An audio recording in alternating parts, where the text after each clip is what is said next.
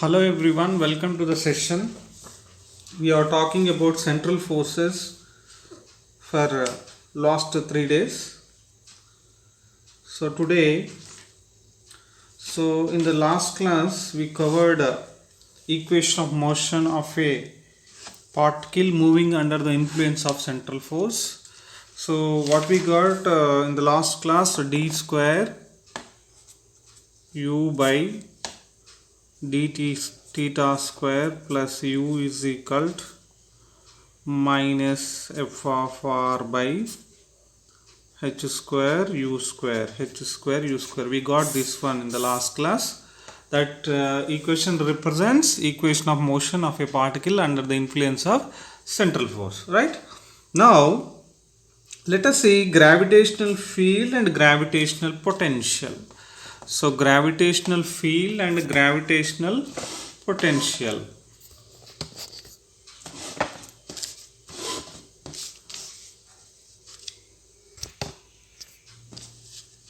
Gravitational field and gravitational potential. Now let us see gravitational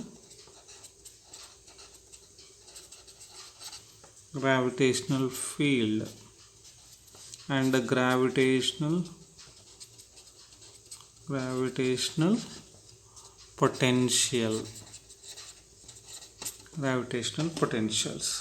Now see here, let us assume two objects. One is bigger one is smaller one. See here, let us assume this is earth is a big sphere with heavy mass. Assume this is the earth. And the earth attracts other bodies up to a range, right?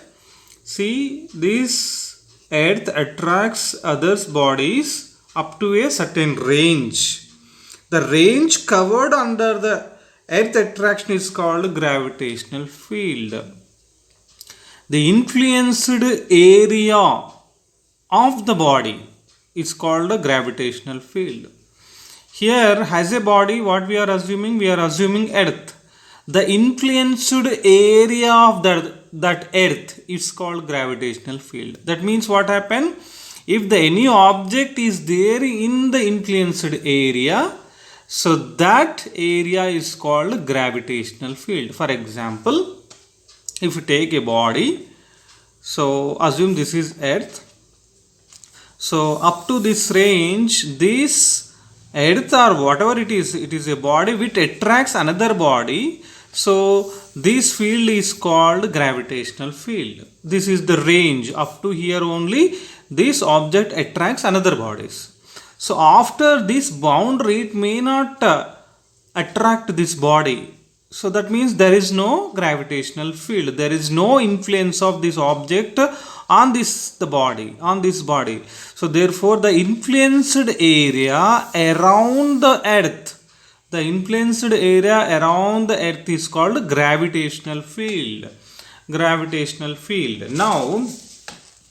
let us see what is happen if the body is in gravitational field.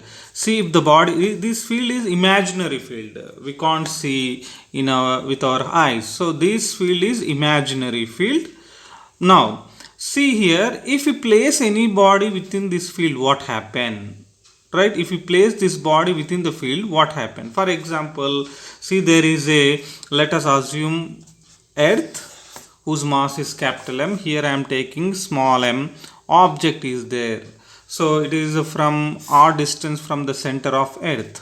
Okay, r distance from the center of earth. Now see here, if this small body is in the influenced area of this earth, that means it is in the gravitational field.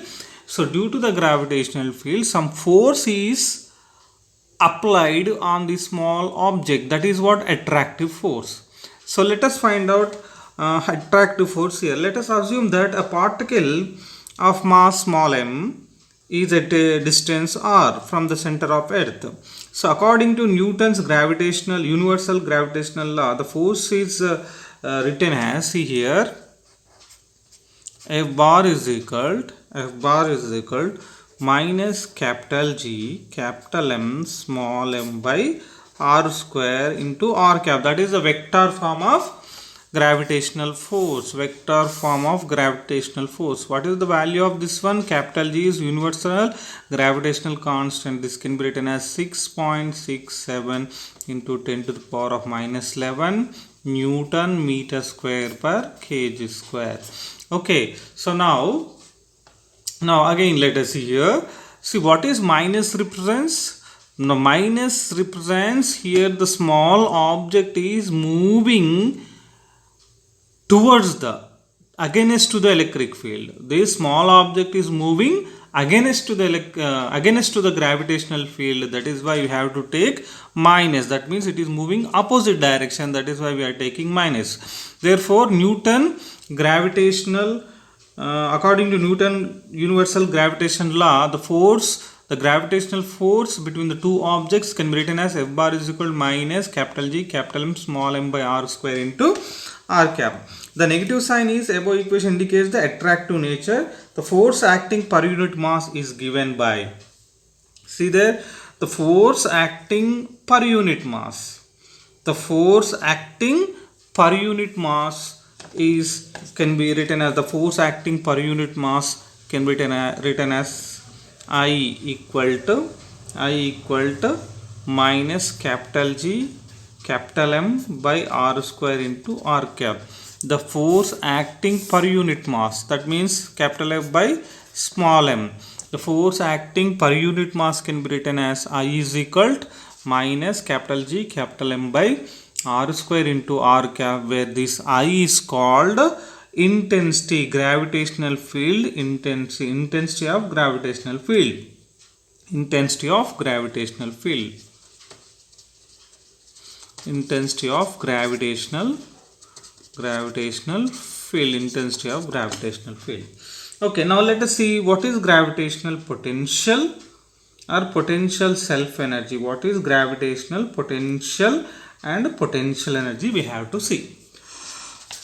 Now let us take here, so the gravitational potential we are going to find out. Gravitational potential,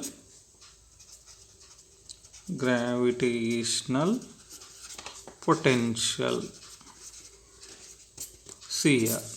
Now, so just now we got that gravitational force can be written as F bar is equal to minus capital G capital M small m by r square.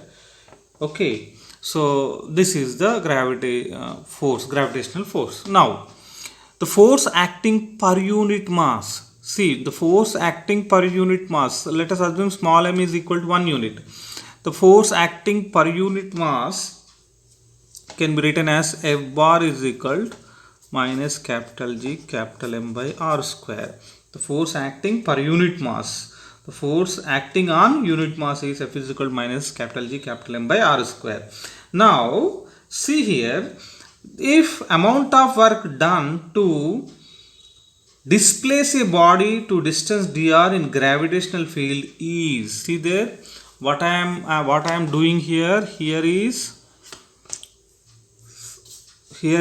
capital M, here is small m. What I am doing, I am displacing this object. I am doing some work by displacing this object from here to here. Displacing this object from certain distance to dr distance from the earth. Dr distance from the earth. So in that case, the work done by force can be written as dW. The work done by force can be written as dW is equal to F of r into dr. F of r into dr. Now what I am doing here, by work done by applying the force, that means we are displacing this object from certain distance to dr distance. So that is the distance from the heavier mass. Okay, F of r into dr. Now, so this can also be written as dW is equal to F of r dr. So that equal to minus capital G capital M by r square into dr. R square into dr.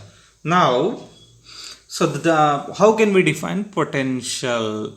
How can we define potential? The amount of work done to displace a body from infinite distance to certain distance by opposing the force is called gravitational force. See there, the amount of the amount of work done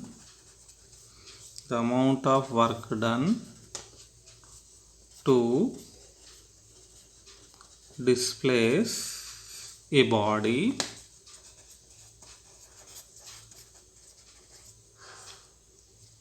from infinite distance to a distance, or by opposing the force is called gravitational potential.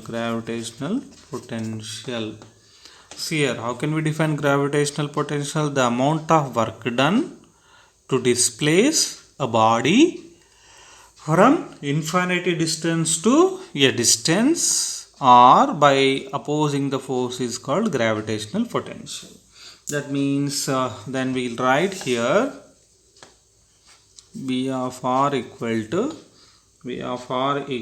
to minus integral infinity to distance to r distance. Here we will write dw. Then substitute dw value here, minus integral infinity to r. So minus capital G capital M by r square into dr. So what we get finally integrating this one and substitute the values. V of r is equal to, we'll get minus capital G, minus into minus plus, again we'll get minus capital M G by r into infinity to r. So finally we'll get V of r is equal to minus capital G capital M by r. So V of r is equal to minus capital G capital M by r. So therefore the potential energy of a body of mass m is, so this is what potential, okay, the potential.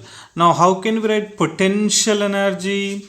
See there, how can we write potential energy, where the potential energy can be written as, potential energy is represented by U of r, then U of r equal to m into potential, substitute potential value, then we'll get U of r is equal to minus capital G capital M small m by r. So this is what potential energy, this is what potential and this is what potential energy. Okay, so this is all about gravitational field and gravitational potential. Now let us take how much gravitational potential energy is acting between the two masses, the gravitational energy of many particle system. See there, gravitational energy of many particle system. So gravitational energy of many particle system, gravitational energy of many particle system. See there, let us assume here 2 point masses separated by some distance. If we take two masses m1 and m2 which is separated by smaller distance, then the potential energy U of r is equal to what I get here, minus capital G m1 m2 by r. This is what potential energy. But if you take a multiple particle system, for example I am taking 3 particles A, B, C, and the distance between them is r12. Here it is r13. Here assume A, B, C, Okay, R12, R13 and R23. R23. Okay, so distance between them.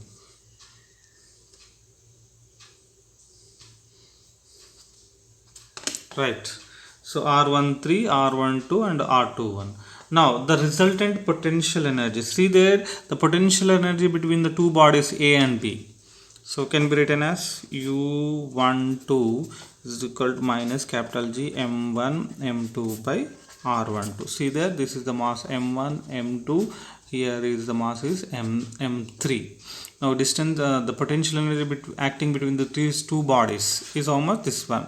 And potential energy between the first and third body 1 3 minus capital G M1 M3 by R13. Similarly, and potential energy between the second and third particles U23 minus capital G M1 M2 and M3 by R23. So finally the total potential energy can be written as U is equal to U12 plus U13 plus U23, and from this equation take minus G common, otherwise we'll get minus capital G M1 M2 by R12, and take minus common plus capital G M1 M3 by R13 plus capital G M2 M3 by R23. So this is the resultant potential energy of multiple particle system, many particle system. Okay, so this is called self energy of system. This one also is called self energy of the system. Self energy of the system. Self energy of the system. Okay. Now what we are going to see? We are going to see Kepler's law for planetary motion. See, before going to see Kepler's laws, okay, let us see initially what are the definitions of Kepler laws. First law, Kepler second law, and Kepler third law. Okay, now let us see. There are three Kepler laws. We know that these laws are very much used to describe the motion of planets. So to describe the planetary motion, Kepler proposed three laws called as Kepler's laws of planetary motion. Kepler's laws of planetary motion. Kepler's laws of planetary motion.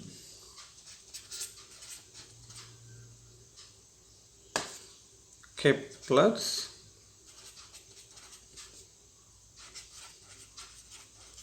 laws of planetary motion. Kepler laws of planetary motion. So these laws are used to describe the motion of planets. Okay, so let us see first one, Kepler's first law. First law of Kepler's first law. What it describes? See there, every planet, see there, every planet revolve around sun in an elliptical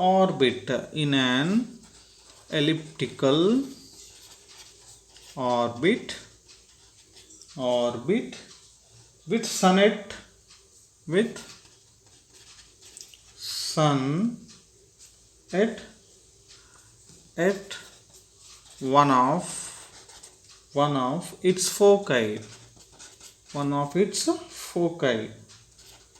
one of its foci. See there, every planet revolve around the sun in an elliptical orbit with sun at one of its foci. Let us see, for example, there is a sun.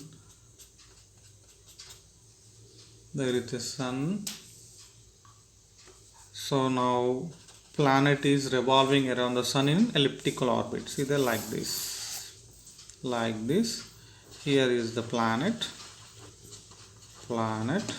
which is revolving around the sun in elliptical orbit with sun at one of its foci. Okay, now let us see the second law, Kepler's second law.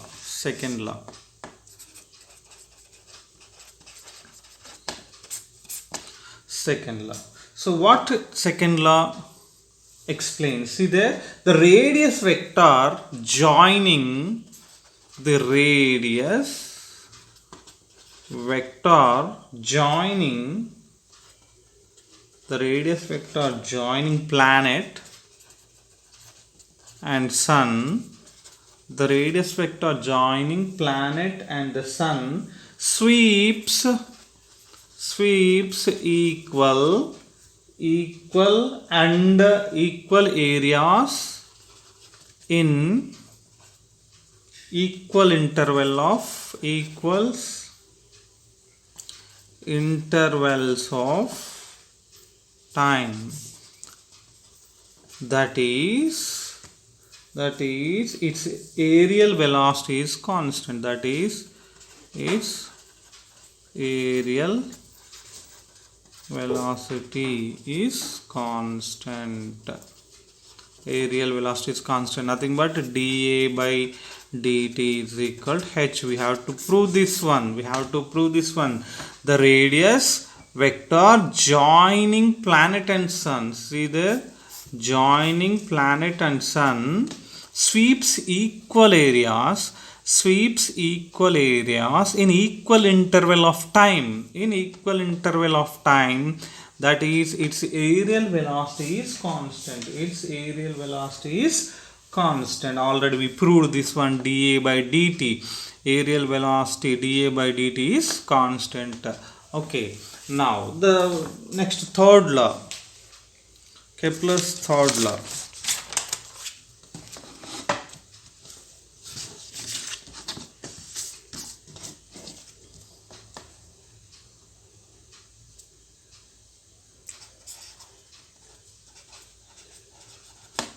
Kepler's third law. Let us see what is Kepler's third law. See there, the square of time period t, the square of time period capital T of a planet is directly proportional to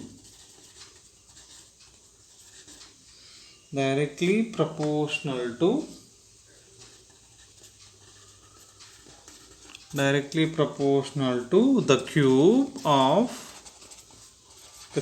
of semi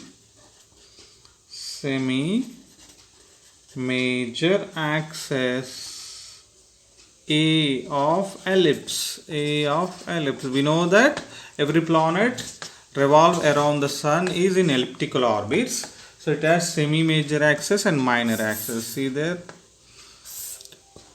So this is what semi-major, minor axis, major axis. Here is the sun and here is the planet revolving around the sun. So in that case, the square of time period t square is of a planet is directly proportional to the cube of semi-major axis. That means t square is directly proportional to a cube. Okay, now we have to derive first law and second and third laws. Okay, now before going to derive these three laws, let us see first equation of motion of planet under inverse square law. Equation of motion of a planet under inverse square law. We have to see that one. Equation of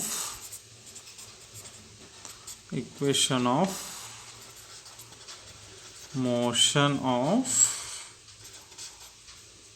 planet under inverse square law.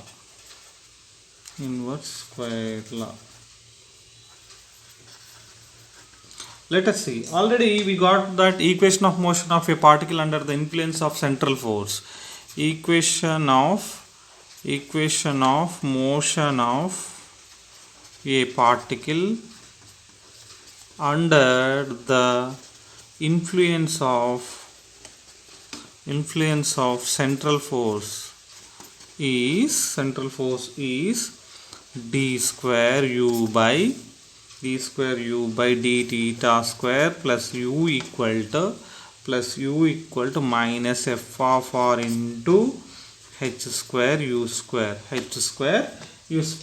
Now where f of r is what? Force per unit mass. Where f of r is nothing but force per unit mass.